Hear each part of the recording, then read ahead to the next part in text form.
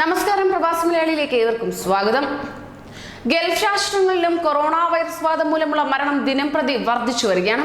ബുധനാഴ്ച സൗദി അറേബ്യയിൽ മാത്രം 6 പേരാണ് മരിച്ചതെന്നാണ് ഔദ്യോഗിക കണക്കുകൾ വ്യക്തമാക്കുന്നത്. ഒമാനിലും ഖത്തറിലും ഓരോ മരണം രേഖപ്പെടുത്തിയിരുന്നു. എന്നാൽ തന്നെയും കുവൈറ്റിൽ ഇന്ത്യക്കാർ കൂടുതലുള്ള പ്രദേശങ്ങളിൽ രോഗവ്യാപനം കൂടുന്നുവെന്നത് ഇന്ത്യൻ സമൂഹത്തെ ആശങ്കപ്പെടുത്തുന്നുണ്ട്.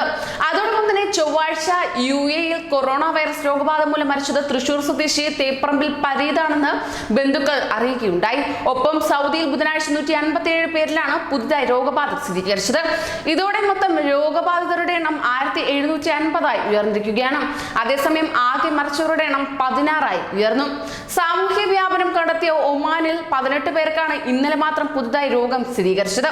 ഇതിൽ 4 മലയാളികൾ ഒമാനിൽ ചികിത്സയിലാണ്. 72 വയസ്സായ ഒരു സ്വദേശി കൊറോണ ബാധിച്ചു മരിക്കുകയുണ്ടായി. എന്നാൽ ഒമാനിലെ ആദ്യ മരണമാണിത്. ഇതേ തുടർന്ന് മസ്കറ്റിലെ മത്ര പ്രവിശ്യ പൂർണ്ണമായും അടയ്ക്കുകയുണ്ടായി. കൊറോണയുടെ സാമൂഹിക വ്യാപനം ഉണ്ടായതോടെയാണ് ഈ നടപടി സ്വീകരിച്ചത്. അനാവശ്യമായി പുറത്തിറങ്ങുന്നത് ഒമാൻ പൂർണ്ണമായും വിലക്കിയിരിക്കുകയാണ്. ഒപ്പം ആയിരക്കണക്കിന് മലയാളികൾ താമസിക്കുന്ന റൂവി, ദർസൈദ്, വാദി, കബീർ, ഹമറിയ തുടങ്ങിയ പ്രദേശങ്ങൾ പൂർണ്ണമായും അടച്ചു. അതോടൊപ്പം തന്നെ ഖത്തറിൽ പുതുതായി 88 പേരിലാണ് രോഗം കണ്ടെത്തിയത്.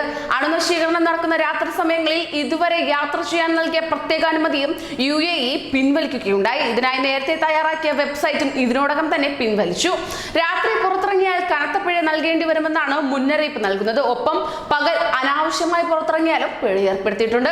വൈറസ് വ്യാപനം ഭയപ്പെടുന്ന ധാരാളം മലയാളികളുള്ള ദുബായിലെ ദേറ അൽ റാസ് മേഖലയിൽ ബുധനാഴ്ചയും വിശദമായ ആരോഗ്യ പരിശോധനകൾ ഇന്നലെ നടത്തുകയുണ്ടായി. ദുബായ് ഹെൽത്ത് അതോറിറ്റി ഉദ്യോഗസ്ഥർ മാത്രമാണ് ഇവിടേക്ക് പ്രവേശനം നൽകിയിട്ടുള്ളത്.